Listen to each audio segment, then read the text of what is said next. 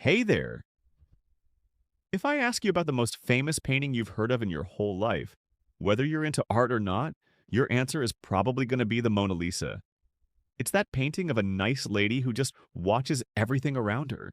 Her eyes move everywhere, and she's full of curiosity. No matter where you stand, it feels like she's looking right at you. You'll notice her eyes moving towards you slowly, looking at you just like you're looking at her. And she gives this strange smile that's creepy to some and joyful to others.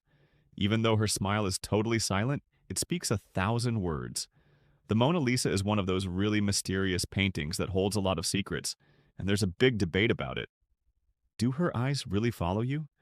If they do, how can a painting made of some colors and paper do that? Her eyes can move left and right, and more importantly, why is this painting so famous that you know its name, and your friends and neighbors do too? By the way, what does Mona Lisa mean? Welcome, I'm Omar Abdin, and in this episode of Midnight Questions, we're going to answer why the Mona Lisa's eyes seem to follow you. But before we start, if you're new to the channel, don't forget to subscribe and hit the bell so you'll get our videos as soon as they drop. If you don't know what the word Mona Lisa means or why it's called that, let me break it down for you. Mona in Italian means lady, and Lisa is the name of the woman in the painting. So put them together and you get Lady Lisa. Now, who is this Lady Lisa and what's her story? Why is she so famous and what's the secret behind her massive fame? The Mona Lisa is a painting by the Italian artist Leonardo da Vinci from the 16th century. Way back in the day, the reason this painting became famous comes down to a few things. The first one is the new painting style that da Vinci invented and used for this piece. He portrayed this kind lady in a 3D style, showing her from both the side and the front at the same time in one painting. This gave the artwork a really dimensional and sculptural look.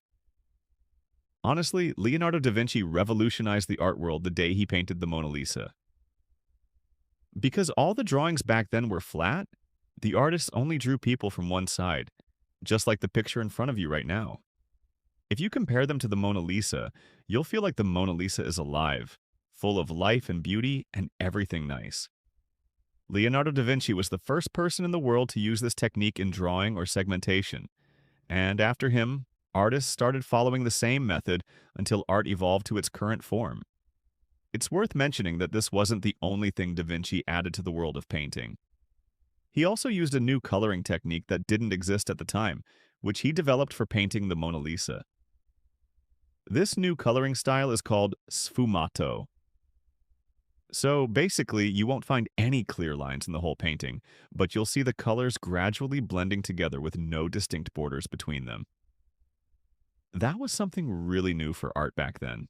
And not just that, the painting is also filled with a lot of wonders and curious details. Da Vinci turned his painting into a world full of secrets, mysteries, and visual tricks. Let me tell you about some weird things in this artwork, starting with her smile. The Mona Lisa's smile is a really strange gift that has puzzled researchers for ages. It's amazing. If you're happy and you look at the painting, you'll see her smile seems to reflect joy, as if she's smiling just for you. If you're feeling down and you look at the painting, you'll notice her smile seems sad, almost like it's reflecting your own mood. The Mona Lisa is most famous for her eyes, and just to clarify, her eyes don't move or anything, despite what some people think. It's all about the technique that Da Vinci used in the painting. He managed in a certain way to position her eyes at a 30-degree angle. So what does that mean? If you stand directly in front of the Mona Lisa, you'll notice her eyes seem to look right at you, and that's completely normal. Now, if you take a couple of steps to the right and look back, her eyes will still follow you as if you were right in front of her. This effect is all thanks to the way the painting is structured, but if you move more than about 30 degrees away from her, you'll no longer see her eyes looking at you. The painting is designed to work only within that 30-degree angle. By the way, the small neighborhood is kind of the opposite of what some might think. Like, it's going to jump out of the painting and chase you. But honestly, the idea itself is really cool. The fact that the painting looks back at you, just like you look at it, is itself an achievement. If you think about it, it's amazing. We've always stared at paintings and appreciated them, but now with Da Vinci's style, we've managed to give them a chance to look back at us too. One day, the Mona Lisa was hanging in the Louvre Museum in Paris, and people were visiting it like usual. Everything was calm and life was beautiful. But suddenly, on August 22nd, 1911, the visitors at the Louvre found that the Mona Lisa was missing.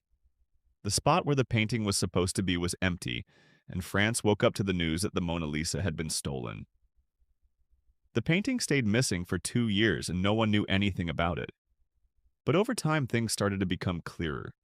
There was this Italian guy named Vincenzo who worked as a glassworker at the Louvre.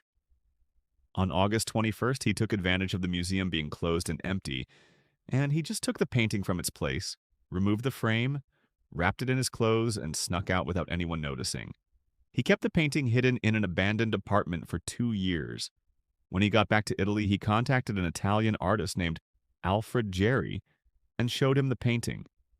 He told him to buy it and added that Italy had more right to it because Leonardo da Vinci was Italian and France had no claim to something that belonged to Italy. So this artist named Alfred called the police and reported Vincenzo, telling them to come and take the painting from the guy and hand it over to the cops. After that, the Italian government took the painting and put it in a museum called the Uffizi Gallery, and the whole world found out that the Mona Lisa had resurfaced and was now in Italy. France started reaching out to Italy to get the painting back, and there were some serious arguments between them, almost leading to a break in diplomatic relations. France was desperate to get the painting back, and in the end, they ended up lying during negotiations and managed to return the Mona Lisa to its place in Paris, putting it back in the Louvre. This time, they put it in a bulletproof glass frame so it doesn't get stolen again. And funny enough, when the police were questioning the guy who stole the Mona Lisa, they asked him why he took the painting. He said it was because it looked like his girlfriend who passed away years ago. I wonder who the woman in the Mona Lisa is. Researchers have really dug into this a lot, and there are tons of opinions and theories.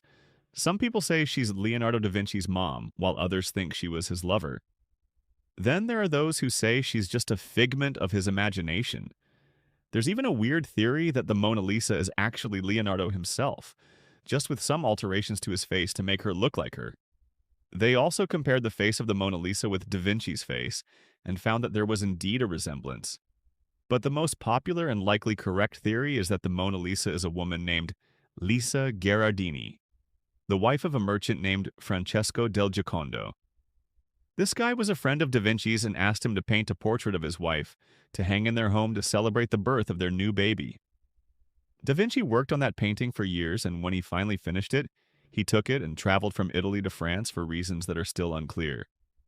He never handed it over to Francesco or even his wife.